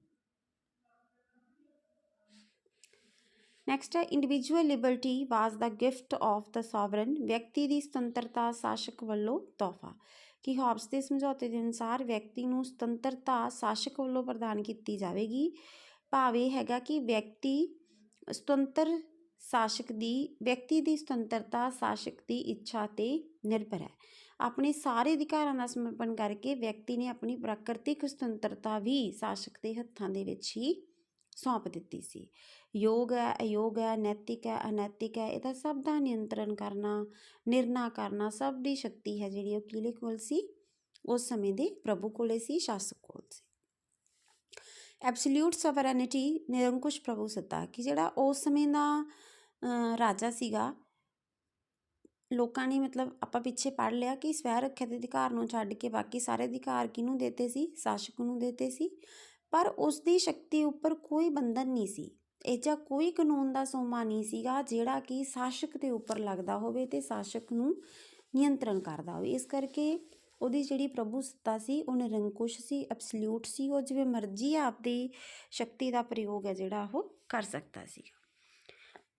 Relation between the people and the ruler, so ਲੋਕਾਂ ਅਤੇ ਸ਼ਾਸਕ ਵਿਚਕਾਰ ਸੰਬੰਧ। ਹੁਣ ਆਪਾਂ ਖੁਦ ਹੀ ਲਾ ਲੈਣੀ ਹੈਗੇ ਹਨ ਕਿ ਜਿਸ ਸਮੇਂ ਦਾ ਸਮਾਂ ਸੀ ਕਿ ਲੋਕਾਂ ਦੇ ਸਾਰੇ ਅਧਿਕਾਰ ਸ਼ਾਸਕ ਨੂੰ ਦੇ ਤੇ ਵੀ ਕਿਹੋ ਜਿਹਾ ਰਿਸ਼ਤਾ ਹੋਊਗਾ ਉਸ ਸਮੇਂ ਦੇ ਲੋਕਾਂ ਦਾ ਰਾਜੇ ਦੇ ਨਾਲ, ਹੈ ਨਾ। ਭਾਵੇਂ ਲੋਕਾਂ ਨੇ ਸਮਾਜਿਕ ਸਮਝੌਤੇ ਦੁਆਰਾ ਉਸ ਸ਼ਾਸਕ ਦੀ ਸਥਾਪਨਾ ਆਪ ਕੀਤੀ ਸੀ, ਪਰ ਉਹ ਸ਼ਾਸਕ ਕਿਸੇ ਵੀ ਰੂਪ ਵਿੱਚ ਲੋਕਾਂ ਪ੍ਰਤੀ ਉੱਤਰਦਾਈ ਨਹੀਂ ਸੀ। ਲੋਕਾਂ ਦੇ ਅਧਿਕਾਰ, ਸੁਤੰਤਰਤਾ ਪ੍ਰਭੂਸੱਤਾਸ਼ਾਲੀ ਸ਼ਾਸਕ ਦੀ ਇੱਛਾ 'ਤੇ ਨਿਰਭਰ ਕਰਦੇ ਸਨ। ਸ਼ਾਸਕ ਵਿਰੁੱਧ ਵਿਦਰੋਹ ਕਰਨਾ ਜਾਂ ਸ਼ਾਸਕ ਦੀ ਆਲੋਚਨਾ ਕਰਨ ਦਾ ਅਧਿਕਾਰ ਹੈ ਜਿਹੜਾ ਲੋਕਾਂ ਕੋਲ ਨਹੀਂ ਸੀਗਾ। ਅਤੇ ਜਿਹੜਾ ਮਤਲਬ ਕਿ ਲੋਕਾਂ ਕੋਲ ਕੋਈ ਖਾਸ ਸੁਤੰਤਰਤਾਵਾਂ ਵੀ ਨਹੀਂ ਸੀਗੀਆਂ। ਹਰ ਕੰਮ ਹੈ ਜਿਹੜਾ ਉਹ ਸ਼ਾਸਕ ਦੀ ਮਰਜ਼ੀ ਦੇ ਨਾਲ ਹੀ ਹੁੰਦਾ ਸੀ। ਇਹ ਰਾਜੇ ਮੇਨ ਕਰੈਕਟਰਿਸਟਿਕ ਸੀਗੀਆਂ ਥਾਮਸ ਹੌਬਸ ਦੀਆਂ। ਕ੍ਰਿਟਿਸਿਜ਼ਮ, ਕ੍ਰਿਟੀਸਾਈਜ਼ ਕਿਉਂ ਕੀਤਾ ਜਾਂਦਾ ਹੈਗਾ ਹੌਬਸ ਦੇ ਸਿਧਾਂਤ ਨੂੰ? ਫਸਟ ਹੈਗਾ ਅ ਕੰਟਰੈਕਟ ਰਿਕੁਆਇਰਸ ਟੂ ਪਾਰਟੀ, ਸਮਝੌਤੇ ਲਈ ਦੋ ਧਿਰਾਂ ਦਾ ਹੋਣਾ ਜ਼ਰੂਰੀ। ਜਿਵੇਂ ਆਪਾਂ ਪਿੱਛੇ ਪੜ੍ਹਿਆ ਵੀ ਸ਼ਾਸਕ ਤਾਂ ਸਮਝੌਤੇ ਸ਼ਾਮਲ ਹੈ ਹੀ ਨਹੀਂ ਸੀ, ਹੈ ਨਾ। ਫਿਰ ਸਮਝੌਤਾ ਹੋਇਆ ਕਿਹਦੇ ਨਾਲ ਸੀ? ਮਤਲਬ ਜਿਹੜੇ ਕ੍ਰਿਟਿਕਸ ਨੇ, ਆਲੋਚਕ ਨੇ, ਕਹਿੰਦੇ ਨੇ ਕਿ ਸਮਝੌਤੇ ਲਈ ਤਾਂ ਦੋ ਧਿਰਾਂ ਚਾਹੀਦੀਆਂ ਨੇ, ਦੋ ਧਿਰਾਂ ਹੈ ਨਹੀਂ, ਅਤੇ ਇਹਦਾ ਮਤਲਬ ਸਮਝੌਤਾ ਕਿਹਦੇ ਨਾਲ ਹੋਇਆ ਫਿਰ? ਇਸ ਕਰਕੇ ਇਸ ਨੂੰ ਕ੍ਰਿਟੀਸਾਈਜ਼ ਕਰਦੇ ਨੇ। ਦੂਸਰਾ ਹੈਗਾ ਇਰੇਨੀਅਸ ਵਿਊਜ਼ ਆਫ ਹਿਊਮਨ ਨੇਚਰ, ਮਨੁੱਖੀ ਸੁਭਾਅ ਸੰਬੰਧੀ ਗਲਤ ਵਿਚਾਰ। ਕਿ ਉਹ ਕਹਿੰਦੇ ਕਿ ਹਰ ਮਨੁੱਖ ਇੰਨਾ ਅਨਸੋਸ਼ਲ, ਨਿਰਦਈ ਅਤੇ ਇੰਨਾ ਅਭਿਮਾਨੀ ਨਹੀਂ ਹੋ ਸਕਦਾ, ਕਿ ਹਰ ਇੱਕ ਮਨੁੱਖ ਹੈ ਜਿਹੜਾ ਸੈਲਫਿਸ਼ ਨਹੀਂ ਹੁੰਦਾ। ਮਨੁੱਖ ਦੇ ਵਿੱਚ ਦੂਜਾ ਗੁਣ ਵੀ ਹੈਗਾ, ਪ੍ਰੇਮ ਹੈ, ਸਹਿਣਸ਼ੀਲਤਾ ਹੈ, ਦਿਆਲੂਤਾ ਹੈ। ਤਾਂ ਇਸ ਕਰਕੇ ਵੀ ਲੋਕ ਨੇ ਜਿਹੜੇ ਕ੍ਰਿਟਿਕਸ ਨੇ ਇਹਨੂੰ ਕ੍ਰਿਟੀਸਾਈਜ਼ ਕਰਦੇ ਨੇ। Man cannot be prior to society, ਵਿਅਕਤੀ ਸਮਾਜ ਤੋਂ ਪਹਿਲਾਂ ਨਹੀਂ ਹੋ ਸਕਦਾ। ਉਹ ਕਹਿੰਦੇ ਕਿ ਮਨੁੱਖ ਦੇ ਨਾਲ ਹੀ ਸਮਾਜ ਜਨਮ ਲੈਂਦਾ, ਸਮਾਜ ਵਿੱਚ ਹੀ ਉਸ ਦਾ ਅੰਤ ਹੁੰਦਾ, ਅਤੇ ਇਸ ਕਰਕੇ ਸਮਾਜ ਤੋਂ ਪਹਿਲਾਂ ਇਕੱਲਾ ਰਹਿੰਦਾ ਸੀ ਵਿਅਕਤੀ। ਆਪਣੀਆਂ ਲੋੜੀਆਂ ਅਤੇ ਜ਼ਰੂਰਤਾਂ ਕਿੱਥੋਂ ਪੂਰੀਆਂ ਕਰਦਾ ਸੀ? ਇਸ ਕਰਕੇ ਵੀ ਉਸਨੂੰ ਕ੍ਰਿਟੀਸਾਈਜ਼ ਕੀਤਾ ਜਾਂਦਾ ਹੈ। Right cannot exist without state, ਕਿ ਜਿਹੜੇ ਅਧਿਕਾਰ ਨੇ ਉਹ ਰਾਜ ਤੋਂ ਬਿਨਾਂ ਪੋਸੀਬਲ ਨਹੀਂ ਹੈ। ਕੋਈ ਵੀ ਅਧਿਕਾਰ ਹੈ ਜਿਹੜਾ ਵਿਅਕਤੀ ਦੀ ਜਿਹੜੀ ਕੁਦਰਤੀ ਸ਼ਕਤੀ ਹੈਗੀ ਹੈ ਜਾਂ ਕੁਦਰਤੀ ਅਧਿਕਾਰ ਹੈਗੇ ਹੈ, ਉਹਨਾਂ ਦੇ ਸਮਾਨ ਦੂਜੇ ਅਧਿਕਾਰਾਂ ਨੂੰ ਵੀ ਮੰਨਿਆ ਜਾਂਦਾ ਹੈ, ਪਰ ਰਾਜ ਤੋਂ ਬਿਨਾਂ ਅਧਿਕਾਰਾਂ ਦੀ ਸੰਭਾਵਨਾ ਨਹੀਂ ਕੀਤੀ ਜਾ ਸਕਦੀ। People of the state of nature cannot be reasonable overnight, ਪ੍ਰਕਿਰਤਿਕ ਅਵਸਥਾ ਦੇ ਲੋਕ ਰਾਤੋਂ ਰਾਤ ਸਿਆਣੀ ਨਹੀਂ ਬਣ ਸਕਦੇ। ਕਿ ਆਪਾਂ ਪਿੱਛੇ ਪੜ੍ਹ ਕੇ ਗਏ ਹਾਂ ਕਿ ਸਟੇਟ ਆਫ ਨੇਚਰ ਨੂੰ ਦੋ ਭਾਗਾਂ ਦੇ ਵਿੱਚ ਵੰਡਿਆ, ਇੱਕ ਤਾਂ ਪੋਲੀਟੀਕਲ ਸੁਸਾਇਟੀ ਆਉਣ ਤੋਂ ਪਹਿਲਾਂ ਅਤੇ ਇੱਕ ਪੋਲੀਟੀਕਲ ਸੁਸਾਇਟੀ ਡਿਵੈਲਪ ਹੋਣ ਤੋਂ ਬਾਅਦ। ਤਾਂ ਉਹ ਕਹਿੰਦੇ ਕਿ ਹੁਣ ਇਹ ਨਹੀਂ ਹੋ ਸਕਦਾ ਵੀ ਪਹਿਲਾਂ ਮਨੁੱਖ ਬਹੁਤ ਹੀ ਜ਼ਿਆਦਾ ਮਤਲਬ ਨਿਰਦਈ ਸੀ, ਹੈ ਨਾ, ਉਹ ਦਿਆਲੂ ਸੀਗਾ, ਅਤੇ ਜਦੋਂ ਹੀ ਸਮਝੌਤਾ ਹੋ ਗਿਆ ਰਾਤੋਂ ਰਾਤ ਮਨੁੱਖ ਜਿਹੜਾ ਸਿਆਣਾ ਹੋ ਗਿਆ। ਇਸ ਕਰਕੇ ਵੀ ਇਸ ਨੂੰ ਗਲਤ ਮੰਨਿਆ ਜਾਂਦਾ। ਥਿਊਰੀ ਇਜ਼ ਅਨਹਿਸਟੋਰੀਕਲ, ਇਹ ਸਿਧਾਂਤ ਅਣਇਤਿਹਾਸਿਕ ਹੈ। ਕਿ ਮਤਲਬ ਇਹ ਜਿਹੜਾ ਸਿਧਾਂਤ ਹੈਗਾ ਮਨੁੱਖੀ ਇਤਿਹਾਸ ਦੀ ਕੋਈ ਗਵਾਹੀ ਨਹੀਂ ਦਿੰਦਾ ਕਿ ਇਤਿਹਾਸ ਕਿਸੇ ਸਮੇਂ ਵਿੱਚ ਇਹੋ ਜਿਹੀ ਪ੍ਰਕਿਰਤਿਕ ਅਵਸਥਾ ਵੀ ਹੋਂਦ ਵਿੱਚ ਸੀਗੀ ਜਦੋਂ ਵਿਅਕਤੀ ਇੱਕ ਦੂਜੇ ਦੇ ਨਾਲ ਇੰਨਾ ਮਤਲਬ ਕਿ ਸੈਲਫਿਸ਼ਨੈਸ ਰੱਖਦਾ ਸੀਗਾ। ਤਾਂ ਇਤਿਹਾਸਿਕ ਸਬੂਤ ਨਹੀਂ ਮਿਲੇ ਇਹੋ ਜਿਹੇ ਕੋਈ ਵੀ। ਡੇਂਜਰਸ ਫॉर ਇੰਡੀਵਿਜੂਅਲ ਫਰੀडम, ਵਿਅਕਤੀਗਤ ਸੁਤੰਤਰਤਾ ਲਈ ਖਤਰਨਾਕ ਹੈ। ਉਹ ਕਹਿੰਦੇ ਹੈ ਕਿ ਜਿਹੜੀ ਉਸ ਸਮੇਂ ਵਿਅਕਤੀ ਨੂੰ ਇੱਛਾ ਦੀ ਸੁਤੰਤਰਤਾ ਵੀ ਨਹੀਂ ਦਿੱਤੀ ਜਾਂਦੀ ਸੀ, ਵਿਅਕਤੀ ਨੂੰ ਪਰਮਾਤਮਾ ਨੇ ਜੋ ਸ਼ਕਤੀਆਂ ਦਿੱਤੀਆਂ ਉਹ ਵੀ ਰਾਜੇ ਨੂੰ ਹੀ ਦੇਤੀਆਂ ਉਹਨਾਂ ਨੇ ਸਾਰੀਆਂ, ਤਾਂ ਵੀ ਇਹੋ ਜਿਹੀ ਸਮਝੌਤਾ ਹੈ ਜਿਹੜਾ ਉਹ ਕੋਈ ਬਹੁਤਾ ਮਹੱਤਵ ਨਹੀਂ ਰੱਖਦਾ, ਅਤੇ ਇਹੋ ਜਿਹੀ ਕੋਈ ਇੰਡੀਵਿਜੂਅਲ ਫਰੀਡਮ ਹੈ ਜਿਹੜੀ ਉਹ ਵੀ ਖਤਰੇ ਵਿੱਚ ਆ ਜਾਏਗੀ।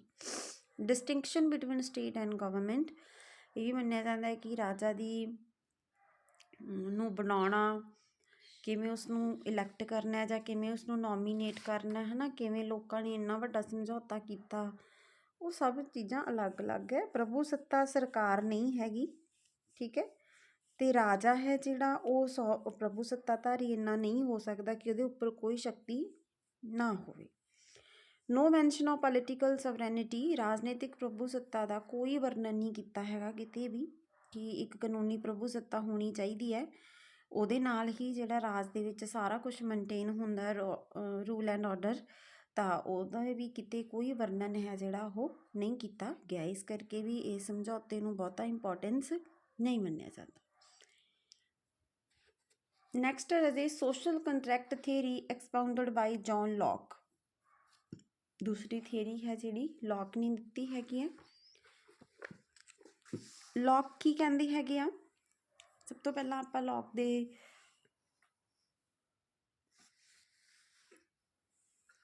ਜਨਰਲ ਗੱਲ ਕਰਦੇ ਹੈਗੇ ਆ। 17ਵੀਂ ਸੈਂਚੁਰੀ ਦਾ ਜਿਹੜਾ ਪੋਲੀਟੀਕਲ ਥਿੰਕਰ ਮੰਨਿਆ ਜਾਂਦਾ ਹੈਗਾ।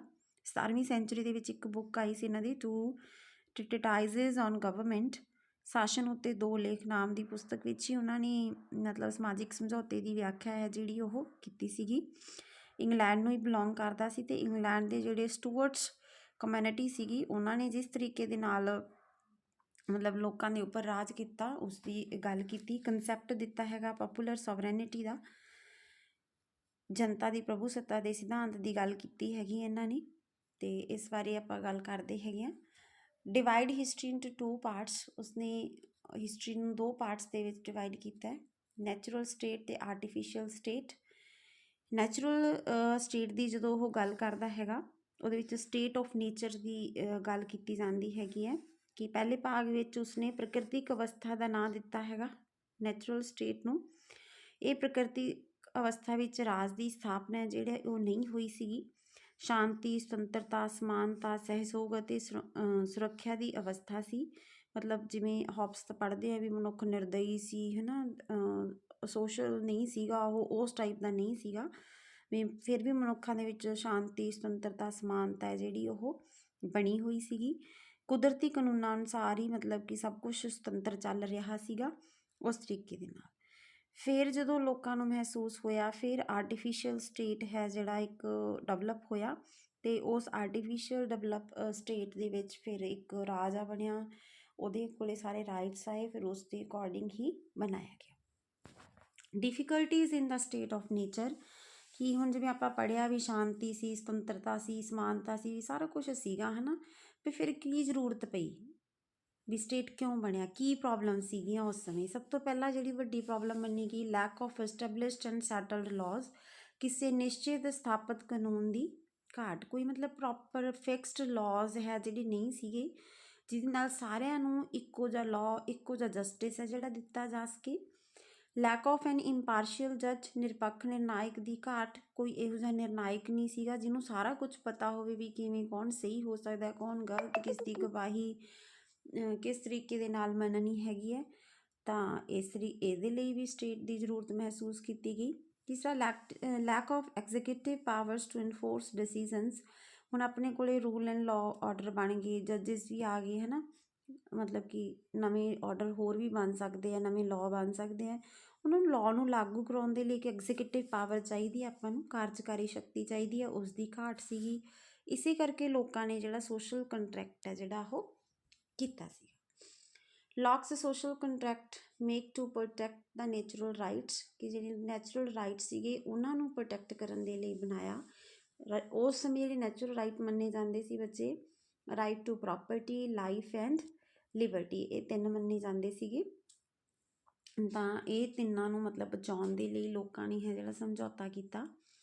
ਦੂਸਰਾ second contract, it is also called government agreement, ਇਸ ਨੂੰ ਇਹ ਵੀ ਕਿਹਾ ਜਾਂਦਾ ਹੈਗਾ ਕਿ ਇਹ ਸਰਕਾਰ ਨਾਲ ਇੱਕ ਸਮਝੌਤਾ ਸੀ ਜਾਂ ਸਰਕਾਰੀ ਸਮਝੌਤਾ ਸੀ, between government and the people, ਕਿਹਨਾਂ ਦੇ ਵਿੱਚ ਹੋਇਆ ਸੀ? ਸਰਕਾਰ ਅਤੇ ਲੋਕਾਂ ਦੇ ਵਿੱਚ ਹੋਇਆ ਸੀਗਾ। ਦੋ ਸਮਝੌਤੇ ਹੈਗੇ ਆ ਜਿਹੜੇ ਉਹ ਮੰਨੇ ਜਾਂਦੇ ਹੈਗੇ ਆ। ਫਸਟ ਤਾਂ ਸੀਗਾ ਕਿ ਨੈਚੁਰਲ ਰਾਈਟਸ ਨੂੰ ਪ੍ਰੋਟੈਕਟ ਕਰਨਾ ਸੀ, ਹੈ ਨਾ, ਅਤੇ ਦੂਸਰਾ ਸੀਗਾ ਕਿ ਜਿਹੜਾ ਗੌਰਮੈਂਟ ਅਤੇ ਲੋਕਾਂ ਦੇ ਵਿੱਚ ਆਪਣੇ ਆਪ ਵਿੱਚ ਹੋਇਆ ਸੀਗਾ ਕਿ ਉਸ ਸਮੇਂ ਜਿਹੜੇ ਸਮਾਜ ਦੀ ਸਥਾਪਨਾ ਕੀਤੀ ਗਈ ਹੈਗੀ ਆ, ਉਸ ਸਮੇਂ ਲੋਕਾਂ ਨੇ ਕਿਹੜੇ ਕਿਹੜੇ ਅਧਿਕਾਰ ਕਿਵੇਂ ਸਮਰਪਿਤ ਕੀਤੇ। ਵੈਸੇ ਤਾਂ ਲੌਕ ਦੇ ਸਮਝੌਤੇ ਵਿੱਚ ਲੋਕਾਂ ਨੇ ਸਾਰੇ ਰਾਈਟ ਰਾਜੇ ਨੂੰ ਨਹੀਂ ਦਿੱਤੇ, ਉਹਨਾਂ ਨੇ ਆਪਦੇ ਕੋਲੇ ਆਪਦੇ ਰਾਈਟਸ ਆ ਜਿਹੜੇ ਉਹ ਰੱਖੇ ਹੋਏ ਸੀਗੇ। ਮੇਨ ਕਰੈਕਟਰਿਸਟਿਕਸ ਕੀ ਨੇ ਬੱਚੇ ਲੌਕਸ ਦੇ ਕੰਟਰੈਕਟ ਦੀਆਂ? ਸਭ ਤੋਂ ਪਹਿਲੀ ਹੈਗੀ ਬੱਚੇ state of nature pre political, ਪ੍ਰਕਿਰਤਿਕ ਅਵਸਥਾ ਪੂਰਵ ਰਾਜਨੀਤਿਕ। ਕਿ ਲੌਕ ਦੀ ਜਿਹੜੀ ਪ੍ਰਵਿਰਤਿਕ ਅਵਸਥਾ ਹੈਗੀ ਆ ਪੂਰਵ ਰਾਜਨੀਤਿਕ ਸੀਗੀ, ਪੂਰਵ ਸਮਾਜੀ ਨਹੀਂ ਸੀਗੀ। ਇਸ ਅਵਸਥਾ ਵਿੱਚ ਲੋਕ ਹੈ ਜਿਹੜੇ ਉਹ ਹੌਬਸ ਦੇ ਸਮਝੌਤੇ ਦੀ ਤਰ੍ਹਾਂ ਸਵਾਰਥੀ ਜਾਂ ਨਿਰਦਈ ਨਹੀਂ ਸੀਗੇ, ਸਗੋਂ ਸਮਝਦਾਰ ਸੀ, ਸਮਾਜਿਕ ਸੀ, ਮੋਰਲ ਸੀ ਅਤੇ ਬੁੱਧੀਮਾਨ ਵੀ ਸੀਗੇ। ਨੈਚੁਰਲ ਲਾਜ਼ ਵਰ ਵੇਗ, ਕਾਨੂੰਨੀ ਅਧਿਕਾਰ ਅਸਪਸ਼ਟ। ਪ੍ਰਕਿਰਤਿਕ ਅਵਸਥਾ ਦੇ ਵਿੱਚ ਜਿਹੜੇ ਕੁਦਰਤੀ ਕਾਨੂੰਨ ਸੀਗੇ ਮਤਲਬ ਉਹ ਅਸਪਸ਼ਟ ਸੀਗੇ। ਝਗੜਿਆਂ ਦੇ ਨਿਪਟਾਰਾ ਕਰਨ ਦੇ ਲਈ ਕੋਈ ਇੱਕ ਵਧੀਆ ਜੱਜ ਜਾਂ ਵਧੀਆ ਮਤਲਬ ਉਹਨਾਂ ਕੋਲ ਕੋਈ ਜੁਡੀਸ਼ੀਅਲ ਸਿਸਟਮ ਹੈ ਜਿਹੜਾ ਉਹ ਨਹੀਂ ਸੀਗਾ। ਇਸ ਕਰਕੇ ਫਿਰ ਲੋਕਾਂ ਨੇ ਮਤਲਬ ਕਿ ਸਮਝੌਤਾ ਕੀਤਾ ਕਿ ਵਧੀਆ ਹੋ ਸਕੇ। 2 ਕੰਟਰੈਕਟਸ, 2 ਸਮਝੌਤੇ ਹੋਏ, ਪਿੱਛੇ ਆਪਾਂ ਪੜ੍ਹ ਲਿਆ। ਇੱਕ ਸਮਝੌਤਾ ਤਾਂ ਮਤਲਬ ਉੱਥੋਂ ਦੇ ਲੋਕਾਂ ਨੇ ਆਪਣੇ ਆਪ ਨਾਲ ਕੀਤਾ ਵੀ ਇੱਕ ਸਮਾਜ ਦੀ ਸਥਾਪਨਾ ਹੋ ਸਕੇ। ਦੂਜਾ ਸਮਝੌਤਾ ਸਮਾਜ ਤੇ ਉਸ ਸ਼ਾਸਕ ਵਿਚਕਾਰ ਜਾਂ ਗਵਰਨਮੈਂਟ ਵਿਚਕਾਰ ਹੋਇਆ ਜਿਨ੍ਹਾਂ ਨੂੰ ਉਹਨਾਂ ਨੇ ਆਪਦੇ ਮਤਲਬ ਕਿ ਸ਼ਾਸਨ ਕਰਨ ਦਾ ਅਧਿਕਾਰ ਦਿੱਤਾ। 2 ਸਮਝੌਤੇ ਮੰਨੇ ਗਏ ਆ। ਸੋਵਰਨ ਇਨਕਲੂਡਡ ਇਨ ਦਾ ਕੰਟਰੈਕਟ, ਕਿ ਜਿਹੜਾ ਸੋਵਰਨ ਸੀ, ਜਿਹੜਾ ਸ਼ਾਸਕ ਬਣਾਇਆ ਸੀਗਾ ਉਹ ਇਸ ਸਮਝੌਤੇ ਦੇ ਵਿੱਚ ਸੀ, ਬਾਹਰ ਨਹੀਂ ਸੀਗਾ ਸਮਝੌਤੇ ਤੋਂ। ਠੀਕ ਹੈ, ਵਿਅਕਤੀਆਂ ਨੇ ਮਤਲਬ ਕਿ ਜੋ ਸਮਝੌਤਾ ਕੀਤਾ ਰਾਜੇ ਨੂੰ ਉਹਦੇ ਵਿੱਚ ਰੱਖਿਆ ਅਤੇ ਰਾਜੇ ਦੇ ਉੱਪਰ ਵੀ ਸ਼ਕਤੀਆਂ ਰੱਖੀਆਂ। ਆਲ ਨੈਚੁਰਲ ਰਾਈਟਸ ਵਰ ਨਾਟ ਸਰੈਂਡਰਡ, ਸਾਰੇ ਕੁਦਰਤੀ ਅਧਿਕਾਰਾਂ ਦਾ ਸਮਰਪਣ ਨਹੀਂ ਕੀਤਾ ਗਿਆ। ਮਤਲਬ ਉਸ ਸਮੇਂ ਦੇ ਜਿਹੜੇ ਲੋਕ ਸੀਗੇ ਉਹਨਾਂ ਨੇ ਕੁਦਰਤੀ ਕਾਨੂੰਨਾਂ ਦੀ ਵਿਆਖਿਆ ਕੀਤੀ, ਲਾਗੂ ਕਰਨ ਦੀ ਸ਼ਕਤੀ ਵੀ ਦਿੱਤੀ ਰਾਜੇ ਨੂੰ। ਆਪਣੀ ਅਨੁਸਾਰ, ਆਪਣੀ ਮਰਜ਼ੀ ਅਨੁਸਾਰ ਰਾਜਾ ਕੁਛ ਨਹੀਂ ਕਰ ਸਕਦਾ ਸੀਗਾ, ਤਾਂ ਲੋਕਾਂ ਨੇ ਸਾਰੇ ਅਧਿਕਾਰ ਵੀ ਰਾਜੇ ਨੂੰ ਨਹੀਂ ਦਿੱਤੇ। Right to oppose the law, ਕਾਨੂੰਨ ਦੀ ਵਿਰੋਧਤਾ ਕਰਨ ਦਾ ਅਧਿਕਾਰ ਵੀ ਲੋਕਾਂ ਨੇ ਆਪਦੇ ਕੋਲ ਰੱਖਿਆ। ਜਿਵੇਂ ਅੱਜ ਦੇ ਸਮੇਂ 'ਚ ਬੱਚੇ ਹੈ ਨਾ ਕਿ ਆਪਾਂ ਨੂੰ ਲੱਗਦਾ ਵੀ ਕੋਈ ਲਾਅ ਸਹੀ ਨਹੀਂ ਹੈ, ਕਾਨੂੰਨ ਸਹੀ ਨਹੀਂ ਹੈਗਾ, ਤਾਂ ਆਪਾਂ ਕੀ ਕਰਦੇ ਹੈਗੇ ਆ, ਫਿਰ ਉਸਨੂੰ ਕ੍ਰਿਟੀਸਾਈਜ਼ ਕਰਦੇ ਹਾਂ, ਹੈ ਨਾ, ਰੈਲੀਆਂ, ਧਰਨੇ ਕਿ ਚੇਂਜ ਕਰੋ, ਬਦਲਾਅ ਕਰੋ। ਉਸ ਸਮੇਂ ਦੇ ਲੋਕਾਂ ਨੇ ਵੀ ਵਿਵੇਕਸ਼ੀਲ ਸੀਗਾ, ਉਹਨੇ ਵੀ ਆਪਣੇ ਕੋਲ ਇਹ ਅਧਿਕਾਰ ਰੱਖੇ ਸੀ। ਗਵਰਨਮੈਂਟ ਆ ਟਰਸਟੀ ਓਨਲੀ, ਕਿ ਸਾਰੀਆਂ ਸ਼ਕਤੀਆਂ ਨਾ ਦੇ ਕੇ ਜ਼ਿਆਦਾਤਰ ਜਿਹੜੀਆਂ ਵਿੱਤੀ ਸ਼ਕਤੀਆਂ ਸੀਗੀਆਂ ਅਮਾਨਤਦਾਰ ਦੇ ਰੂਪ ਵਿੱਚ ਹੁੰਦੀਆਂ ਨੇ, ਉਹ ਸ਼ਕਤੀਆਂ ਜ਼ਿਆਦਾ ਉਹਨਾਂ ਨੇ ਕਿਸ ਨੂੰ ਦਿੱਤੀਆਂ ਸੀ? ਸ਼ਾਸਕ ਨੂੰ ਦਿੱਤੀਆਂ ਸੀ। ਰਾਜ ਅਤੇ ਸਰਕਾਰ ਵਿੱਚ ਅੰਤਰ, ਦੋਨਾਂ ਦੇ ਵਿੱਚ ਫਰਕ ਵੀ ਦੱਸਿਆ ਗਿਆ ਕਿ ਸਰਕਾਰ ਹੈ ਜਿਹੜੀ ਉਹ ਰਾਜ ਦੀ ਇੱਕ ਏਜੰਸੀ ਹੈ ਜਿਹੜੀ ਕਿ ਰਾਜ ਦੀ ਜੋ ਇੱਛਾ ਹੈ ਉਸਨੂੰ ਪ੍ਰੈਕਟੀਕਲੀ ਲਾਗੂ ਕਰਨ ਦੇ ਵਿੱਚ ਹੈਲਪ ਹੈ ਉਹ ਕਰਦੀ ਹੈਗੀ ਹੈ। ਕੰਸੈਪਟ ਆਫ ਪੋਲੀਟੀਕਲ ਸਵਰੈਨਿਟੀ, ਰਾਜਨੀਤਿਕ ਪ੍ਰਭੂ ਸੱਤਾ ਦੀ ਧਾਰਨਾ ਡਿਵੈਲਪ ਹੋਈ ਜਦੋਂ ਪ੍ਰਕਿਰਤਿਕ ਅਵਸਥਾ ਸੀ, ਹੈ ਨਾ, ਕਿ ਰਾਜੇ ਨੂੰ ਵੀ ਇਹ ਨਹੀਂ ਹੈਗਾ ਵੀ ਨਿਰੰਕੁਸ਼ ਸ਼ਕਤੀਆਂ ਸਾਰੀਆਂ ਹੀ ਦੇਤੀਆਂ, ਨਹੀਂ, ਰਾਜੇ ਵਿਰੁੱਧ ਲੋਕ ਆਵਾਜ਼ ਉਠਾ ਸਕਦੇ ਸੀ, ਸ਼ਾਸਕ ਨੂੰ ਬਦਲ ਸਕਦੇ ਸੀ, ਹੈ ਨਾ। ਇਹ ਨਹੀਂ ਹੈਗਾ ਵੀ ਇੱਕੋ ਹੀ ਸ਼ਾਸਕ ਲੰਬੇ ਟਾਈਮ ਤੱਕ ਰਹੇਗਾ, ਤਾਂ ਆਪਦੇ ਪ੍ਰਭੂ ਨੂੰ ਬਦਲਣ ਦਾ, ਸ਼ਾਸਕ ਨੂੰ ਬਦਲਣ ਦੀ ਅਧਿਕਾਰ ਹੈ ਜਿਹੜਾ ਲੋਕਾਂ ਨੇ ਆਪਦੇ ਕੋਲ ਰੱਖਿਆ ਸੀਗਾ।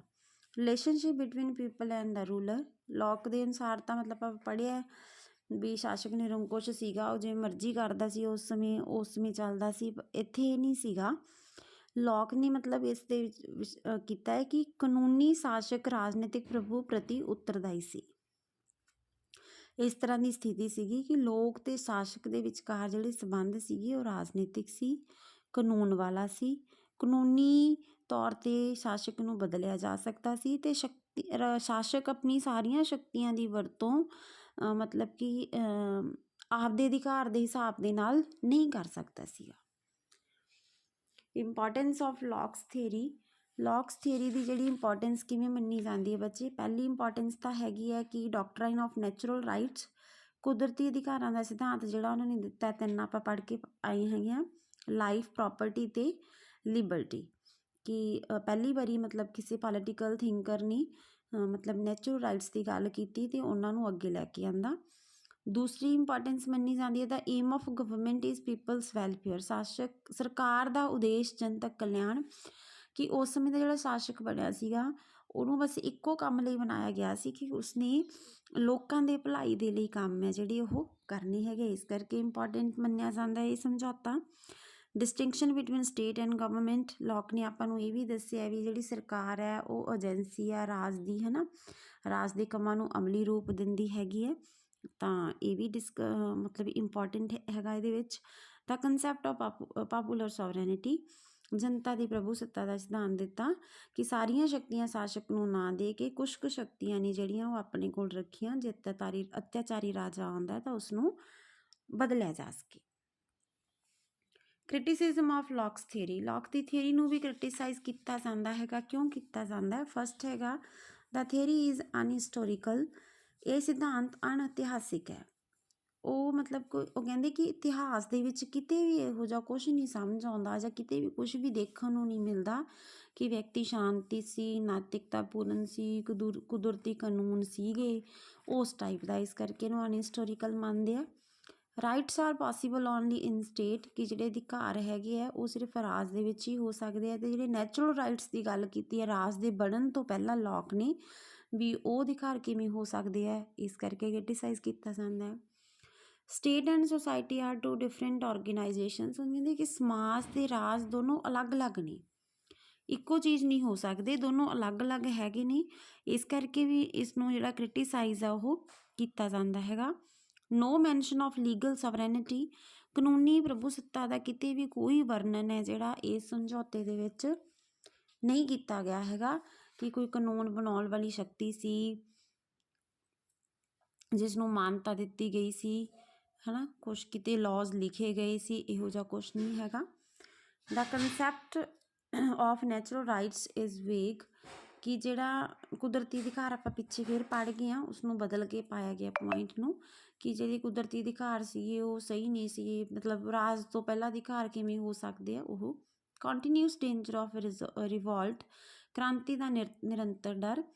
ਨਿਰੰਤਰ ਡਰ ਦਾ ਮਤਲਬ ਇਸ ਕਰਕੇ ਕਿਹਾ ਜਾਂਦਾ ਹੈ ਕਿ ਜਿਹੜਾ ਸ਼ਾਸਕ ਸੀ ਉਹ ਕਮਜ਼ੋਰ ਸੀ ਥੋੜ੍ਹਾ, ਵੀ ਲੋਕ ਉਸਨੂੰ ਅਪੋਜ਼ ਕਰ ਸਕਦੇ ਸੀ, ਲੋਕ ਉਸਨੂੰ ਹਟਾ ਸਕਦੇ ਸੀ, ਹੈ ਨਾ, ਅਤਿਆਚਾਰੀ ਆਉਂਦਾ ਸੀ ਜਾਂ ਕੁਛ ਵੀ ਸੀ, ਤਾਂ ਉਹਦੇ ਨਾਲ ਕ੍ਰਾਂਤੀ ਦਾ ਡਰ ਵੀ ਹਮੇਸ਼ਾ ਹੀ ਬਣਿਆ ਰਹਿੰਦਾ ਸੀ, ਕਿਉਂਕਿ ਲੋਕਾਂ ਕੋਲ ਅਧਿਕਾਰ ਹੈ ਜਿਹੜੇ ਉਹ ਜ਼ਿਆਦਾ ਸੀਗੇ ਉਸ ਸਮੇਂ, ਇਸ ਕਰਕੇ। ਨੈਕਸਟ ਆਉਂਦਾ ਰਾਜੇ ਥਰਡ, ਸੋਸ਼ਲ ਕੰਟਰੈਕਟ ਐਕਸਪਾਊਂਡਡ ਬਾਈ ਰੂਸੋ, ਕਿ ਰੂਸੋ ਨੇ ਜਿਹੜਾ ਸੋਸ਼ਲ ਕੰਟਰੈਕਟ ਦਿੱਤਾ ਹੈਗਾ। ਰੂਸੋ ਰਾਜੇ ਆਪਾਂ ਨੂੰ ਪਤਾ ਸਾਰਿਆਂ ਨੂੰ ਸਵਿਟਜ਼ਰਲੈਂਡ ਦਾ ਹੈਗਾ, ਜਨੇਵਾ ਦਾ ਰਹਿਣ ਵਾਲਾ ਸੀਗਾ, ਅਤੇ ਉਸਨੇ ਆਪਣੀ ਥਿਊਰੀ ਹੈ ਜਿਹੜੀ ਸੋਸ਼ਲ ਕੰਟਰੈਕਟ 1762 ਵਿੱਚ ਇੱਕ ਬੁੱਕ ਹੀ ਆਈ ਸੀ ਉਹਨਾਂ ਦੀ, ਸੋਸ਼ਲ ਕੰਟਰੈਕਟ, ਉਹਦੇ ਵਿੱਚ ਦਿੱਤੀ ਸੀਗੀ। ਰੂਸੋ ਦੇ ਜਿਹੜੇ ਵਿਊਜ਼ ਹੈਗੇ ਹਿਊਮਨ ਨੇਚਰ ਬਾਰੇ ਸੀਗਾ ਕਿ ਹੀ ਇਜ਼ ਕਾਇੰਡ ਐਂਡ ਰੀਜ਼ਨੇਬਲ, ਕਿ ਉਹ ਦਿਆਲੂ ਹੈ, ਤਰਕਪੂਰਨ ਹੈ। ਦੂਸਰੀ ਉਹਨੇ ਗੱਲ ਕੀਤੀ ਹੈਗੀ ਹੈ ਰੂਸੋ ਨੇ ਜਨਰਲ ਵਿਲ ਦੀ, ਸਧਾਰਨ ਇੱਛਾ, ਜਨਰਲ ਵਿਲ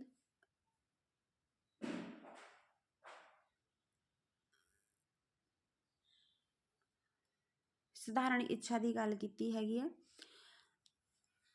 ਸਧਾਰਨ ਇੱਛਾ ਦੇ ਵਿੱਚ ਉਹ ਕਹਿੰਦਾ ਹੈਗਾ ਕਿ ਜਿਹੜਾ ਮਨੁੱਖ ਹੈਗਾ ਉਸਨੇ ਆਪਣੀ ਵਿਲ ਹੈ ਜਿਹੜੀ ਉਸਨੂੰ ਦੋ ਤਰੀਕੇ ਦੇ ਨਾਲ ਲੈਂਦਾ, ਇੱਕ ਤਾਂ ਹੈਗਾ ਐਕਚੁਅਲ ਵਿਲ, ਦੂਸਰੀ ਹੈਗੀ ਹੈ ਰੀਅਲ ਵਿਲ।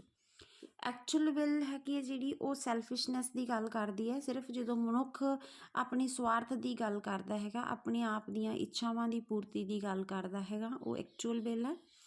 ਰੀਅਲ ਵਿਲ ਹੈਗਾ ਜਦੋਂ ਸਾਰੇ ਸਮਾਜ ਦੇ ਕਲਿਆਣ ਬਾਰੇ ਗੱਲ ਕਰਦਾ ਹੈਗਾ, ਵੈਲਫੇਅਰ ਆਫ ਸਟੇਟ, ਸਾਰੇ ਸਮਾਜ ਜਾਂ ਰਾਜ ਦੇ ਵਿੱਚ, ਸੁਸਾਇਟੀ ਦੇ ਵਿੱਚ ਸਾਰਿਆਂ ਦੇ ਕਲਿਆਣ ਦੀ ਗੱਲ ਕਰਦਾ ਹੈਗਾ, ਉਸਨੂੰ ਉਸਨੇ ਐਕਚੁਅਲ ਵਿਲ ਦਾ ਨਾਮ ਹੈ ਜਿਹੜਾ ਉਹ ਦਿੱਤਾ ਹੈਗਾ। ਕਰੈਕਟਰਿਸਟਿਕਸ ਆਫ ਜਨਰਲ ਵਿਲ ਦੀਆਂ ਕਿਹੜੀਆਂ ਕਰੈਕਟਰਿਸਟਿਕਸ ਹੈ? ਫਸਟ ਹੈਗਾ general will is common consciousness of common good, ਸਾਂਝੀ ਇੱਛਾ ਸਾਂਝੇ ਹਿੱਤਾਂ ਲਈ ਇੱਕ ਚੇਤਨਾ ਹੈ।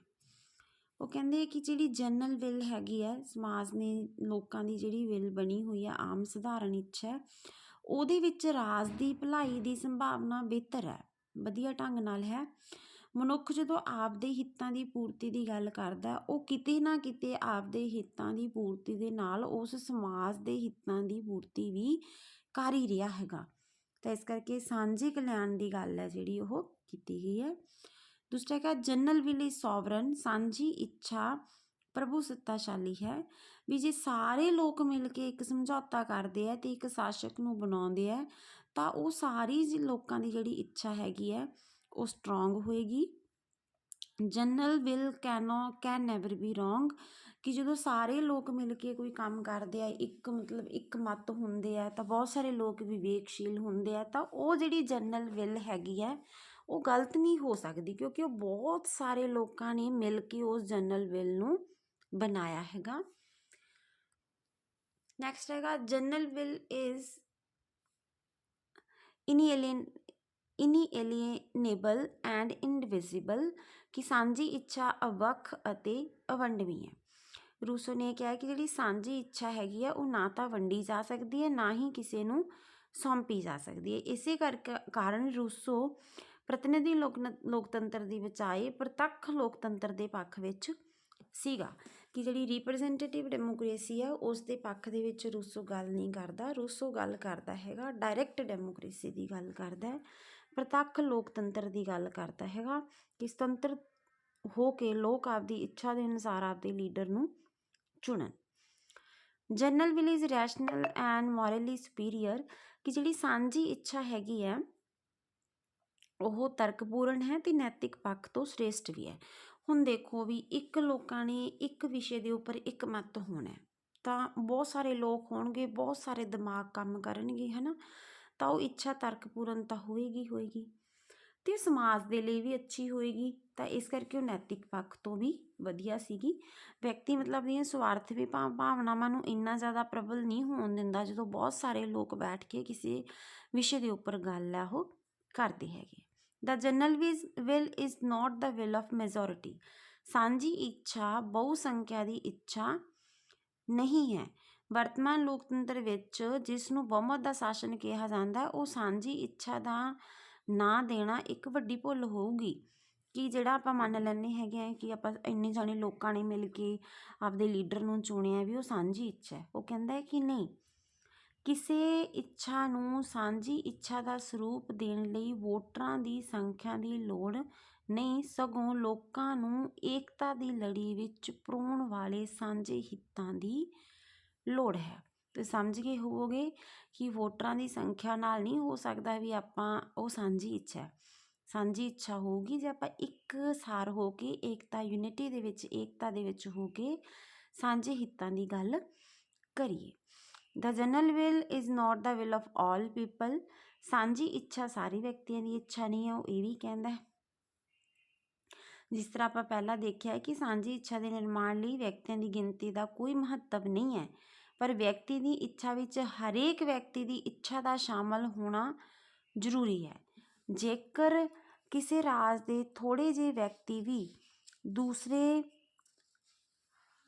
ਸਾਰੇ ਵਿਅਕਤੀਆਂ ਦੀ ਇੱਛਾ ਨਾਲ ਸਹਿਮਤ ਨਹੀਂ ਹਨ ਤਾਂ ਉਹ ਸਾਰੇ ਵਿਅਕਤੀਆਂ ਦੀ ਇੱਛਾ ਦਾ ਨਾਂ ਨਹੀਂ ਦਿੱਤਾ ਜਾ ਸਕਦਾ। ਕਿ ਜੇ ਆਪਾਂ ਇਹ ਸੋਚ ਲਈਏ ਵੀ 10 ਜਣੇ ਬੈਠੇ ਆਪਾਂ, 10 ਦੇ ਵਿੱਚੋਂ 9 ਇੱਕ ਸਾਈਡ 'ਤੇ ਹੈ, ਇੱਕ ਸਾਈਡ 'ਤੇ ਹੈ। ਹੁਣ 9 ਇੱਕ ਸਾਈਡ 'ਤੇ ਹੋ ਕੇ ਜਿਹੜਾ ਇੱਕ ਸਾਈਡ ਸੀ ਉਹ ਵੀ ਨਾਲ ਹੀ ਮਿਲ ਜਾਂਦਾ ਵੀ ਚੱਲ ਕੋਈ ਨਾ, ਤਾਂ ਉਹ ਕਹਿੰਦਾ ਕਿ ਉਹ ਸਾਰੇ ਵਿਅਕਤੀਆਂ ਦੀ ਇੱਛਾ ਨਹੀਂ ਕਹੀ ਜਾ ਸਕਦੀ, ਉਹ ਇੱਕ ਵਿਅਕਤੀ ਅਲੱਗ ਸੀਗਾ। ਇਸ ਕਰਕੇ ਉਹ ਇਸ ਦੀ ਗੱਲ ਹੈ ਜਿਹੜੀ ਉਹ ਕਰਦੇ ਹੈਗੇ। ਕ੍ਰਿਟੀਸਿਜ਼ਮ ਆਫ ਜਨਰਲ ਵਿਲ ਥਿਊਰੀ, ਕਿ ਜਿਹੜੀ ਜਨਰਲ ਵਿਲ ਦਿੱਤਾ ਰੂਸੋ ਨੇ ਉਸਨੂੰ ਕ੍ਰਿਟੀਸਾਈਜ਼ ਵੀ ਕੀਤਾ ਜਾਂਦਾ ਬੱਚੇ। ਫਸਟ ਪੁਆਇੰਟ ਹੈਗਾ the concept of general will is vague and impracticable, ਕਿ ਜਿਹੜੀ ਸਾਂਝੀ ਇੱਛਾ ਦਾ ਸਿਧਾਂਤ ਅਸਪਸ਼ਟ ਅਤੇ ਵਿਵਹਾਰ ਵਿੱਚ ਅਸੰਭਵ ਹੈ। ਕਿ ਨਾ ਤਾਂ ਲੋਕਾਂ ਨੂੰ ਏਕਤਾ ਦੇ ਵਿੱਚ ਬੰਨ੍ਹਿਆ ਜਾ ਸਕਦਾ, ਨਾ ਹੀ ਸਾਰੇ ਲੋਕਾਂ ਦੀਆਂ ਇੱਛਾਵਾਂ ਦਾ ਮਿਸ਼ਰਣ ਕੀਤਾ ਜਾ ਸਕਦਾ ਹੈਗਾ, ਅਤੇ ਨਾ ਹੀ ਹੁਣ ਇੰਨੀ ਜ਼ਿਆਦਾ ਪਾਪੂਲੇਸ਼ਨ ਵੱਧ ਗਈ ਹੈ ਜਾਂ ਉਸ ਸਮੇਂ ਪਾਪੂਲੇਸ਼ਨ ਬਹੁਤ ਸੀ, ਨਾ ਹੀ ਸਾਰੀ ਪਾਪੂਲੇਸ਼ਨ ਨੂੰ ਇੱਕੋ ਉਸ ਦੇ ਵਿੱਚ ਕੀਤਾ ਜਾ ਸਕਦਾ। ਆਪਾਂ ਸਾਰੇ ਜਾਣਦੇ ਹਾਂ ਕਿ ਸਵਿਟਜ਼ਰਲੈਂਡ ਦੇ ਵਿੱਚ ਡਾਇਰੈਕਟ ਡੈਮੋਕ੍ਰੇਸੀ ਹੈ ਅਤੇ ਉਹਦੇ ਉੱਪਰ ਰੂਸੋ ਦਾ ਹੀ ਪ੍ਰਭਾਵ ਹੈਗਾ। ਪ੍ਰਤੱਖ ਲੋਕਤੰਤਰ ਆਪਾਂ ਸਵਿਟਜ਼ਰਲੈਂਡ ਦੇ ਵਿੱਚ ਅੱਖੀਂ ਵੇਖਦੇ ਹਾਂ, ਹੁਣ ਵੀ ਵੇਖਦੇ ਹਾਂ, ਕੰਟੈਂਪਰੇਰੀ ਟਾਈਮ ਦੇ ਵਿੱਚ ਵੀ ਉੱਥੇ ਡਾਇਰੈਕਟ ਡੈਮੋਕ੍ਰੇਸੀ ਹੈ ਜਿਹੜੀ ਉਹ ਹੈਗੀ ਹੈ।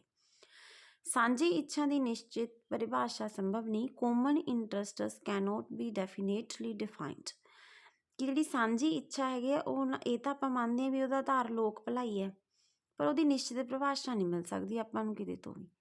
ਅਤਿਆਚਾਰੀ ਸ਼ਾਸਕ ਵੀ ਆਪਣੇ ਹਰ ਅਤਿਆਚਾਰੀ ਕਾਨੂੰਨ ਨੂੰ ਕਦੇ ਜਨਤਕ ਹਿੱਤਾਂ ਦੇ ਵਿਰੁੱਧ ਨਹੀਂ ਮੰਨਦੇ, ਸਗੋਂ ਇਹ ਕਹਿੰਦੇ ਨੇ ਕਿ ਇਹ ਕੰਮ ਲੋਕ ਭਲਾਈ ਲਈ ਕੀਤਾ ਜਾ ਰਿਹਾ ਹੈ।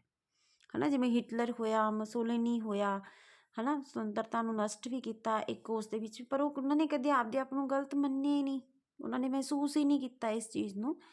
ਤਾਂ ਇਸ ਕਰਕੇ ਕਹਿੰਦੇ ਕਿ ਸਾਂਝੇ ਹਿੱਤਾਂ ਦੀ ਕੋਈ ਨਿਸ਼ਚਿਤ ਪਰਿਭਾਸ਼ਾ ਨਹੀਂ ਹੋ ਸਕਦੀ। There are numerous instincts in human being. ਵਿਅਕਤੀ ਅਨੇਕਾਂ ਭਾਵਨਾਵਾਂ ਦਾ ਪੁਤਲਾ ਹੈ, ਕਦੇ ਸਵਾਰਥੀ ਹੁੰਦਾ ਹੈ, ਕਦੇ ਸਮਾਜ ਭਲਾਈ ਦੀ ਗੱਲ ਕਰਦਾ ਹੈ, ਕਦੇ ਆਪਦੇ ਭਾਵਨਾਵਾਂ ਨੂੰ ਆਪਣੇ ਤੱਕ ਸੀਮਿਤ ਰੱਖਦਾ, ਕਦੇ ਦੂਜਿਆਂ ਤੱਕ। ਤਾਂ ਇਨਵਾਇਰਮੈਂਟ ਦਾ ਅਸਰ ਬਦਲਦਾ ਰਹਿੰਦਾ, ਅਤੇ ਇਸ ਕਰਕੇ ਸਾਂਝੀ ਇੱਛਾ ਦਾ ਸਰੂਪ ਵੀ ਬਦਲਦਾ ਹੀ ਰਹੇਗਾ। ਦ ਕੰਸੈਪਟ ਆਫ ਜਨਰਲ ਵਿਲ ਇਨਕਰੇਜਿਜ਼ ਐਬਸੋਲਿਊਟਿਜ਼ਮ। ਕਿ ਸਾਂਝੀ ਇੱਛਾ ਨਿਰੰਕੁਸ਼ਤਾ ਨੂੰ ਉਤਸ਼ਾਹ ਦਿੰਦੀ ਹੈ। ਜਿਹੜੇ ਕ੍ਰਿਟਿਕਸ ਸੀਗੇ ਉਹ ਇਹ ਵੀ ਕਹਿੰਦੇ ਆ ਕਿ ਜਿਹੜੀ ਰੂਸੋ ਦੀ ਸਾਂਝੀ ਇੱਛਾ ਹੈ ਸਰਵ ਸ਼ਕਤੀਮਾਨ, ਸਰਵ ਸ਼੍ਰੇਸ਼ਟ, ਪ੍ਰਭੂ ਸੱਤਾਸ਼ਾਲੀ ਦੀ ਗੱਲ ਕਰਦੀ ਹੈ। ਠੀਕ ਹੈ, ਅਤੇ ਇਸ ਕਰਕੇ ਮਤਲਬ ਕਿ ਇਹ ਤੋਂ ਇਨਕਾਰ ਨਹੀਂ ਕੀਤਾ ਜਾ ਸਕਦਾ ਵੀ ਕਦੇ ਨਾ ਕਦੇ ਉਹ ਮਨੁੱਖ ਹੈ ਜਿਹਨੂੰ ਸਾਂਝੀ ਇੱਛਾ ਦੇ ਤੌਰ 'ਤੇ ਆਪਾਂ ਬਣਾਉਂਦੇ, ਐਬਸੋਲੂਟਿਜ਼ਮ ਨਾ ਹੋਵੇ, ਉਹ ਨਿਰੰਕੁਸ਼ ਨਾ ਬਣੇ, ਇਹ ਨਹੀਂ ਹੋ ਸਕਦਾ। ਥੈਂਕ ਯੂ ਰਾਜੇ। ਇਹ ਤੁਹਾਡਾ ਮਤਲਬ ਸੋਸ਼ਲ ਕੰਟਰੈਕਟ ਥੋੜ੍ਹੀ ਵੱਡੀ ਡਿਮਾਂਡ ਆ ਰਹੀ ਸੀ ਬਹੁਤ ਟਾਈਮ, ਮੈਨੂੰ ਟਾਈਮ ਨਾ ਮਿਲਣ ਕਰਕੇ ਮੈਂ ਵੀਡੀਓ ਨਹੀਂ ਪਾਸ ਕੀ, ਅਤੇ ਅੱਜ ਮੈਂ ਤੁਹਾਡੇ ਲਈ ਇਹ ਵੀਡੀਓ ਅਪਲੋਡ ਕਰ ਦਿੱਤੀ ਹੈਗੀ ਆ। ਅਤੇ ਤੁਹਾਡਾ ਬਹੁਤ ਬਹੁਤ ਧੰਨਵਾਦ। ਆਲ ਦਾ ਬੈਸਟ ਬੱਚੇ, ਤੁਹਾਡੇ ਐਗਜ਼ਾਮ ਆ ਗਏ ਨੇ, ਹੋਪਸ ਹੋ ਕਿ ਤੁਹਾਡੇ ਸਾਰਿਆਂ ਦੇ ਐਗਜ਼ਾਮ ਅੱਛੇ ਹੋਣਗੇ। ਅਤੇ ਮੇਰੀ ਸਭ ਨੂੰ ਗੁਜ਼ਾਰਿਸ਼ ਹੈ ਕਿ ਆਪਣੇ ਚੈਨਲ ਨੂੰ ਪ੍ਰਮੋਟ ਕਰੋ, ਇਸ ਨੂੰ ਸਬਸਕ੍ਰਾਈਬ ਕਰੋ, ਲਾਈਕ ਕਰੋ, ਸ਼ੇਅਰ ਕਰੋ, ਅਤੇ ਅੱਗੇ ਜ਼ਰੂਰ ਸ਼ੇਅਰ ਕਰੋ ਰਾਜੇ, ਤਾਂ ਕਿ ਹਰ ਤੱਕ ਆਪਣੀ ਮਤਲਬ ਜਿਹੜੀ ਬੱਚੇ ਨੂੰ ਪੜ੍ਹਨਾ ਈਜ਼ੀ ਹੋ ਜਾਂਦਾ ਹੈ, ਸਮਝ ਆ ਜਾਂਦਾ ਹੈ ਨਾ, ਕੁਛ ਕੁ ਚੀਜ਼ਾਂ ਆਪਾਂ ਕੋਸ਼ਿਸ਼ ਕਰਦੇ ਹਾਂ ਸਮਝਾਉਣ ਦੀ। ਆਪਣੇ ਫਰੈਂਡਸ ਦੋਸਤਾਂ ਦੇ ਨਾਲ ਸ਼ੇਅਰ ਕਰੋ। ਧੰਨਵਾਦ ਬੱਚੇ।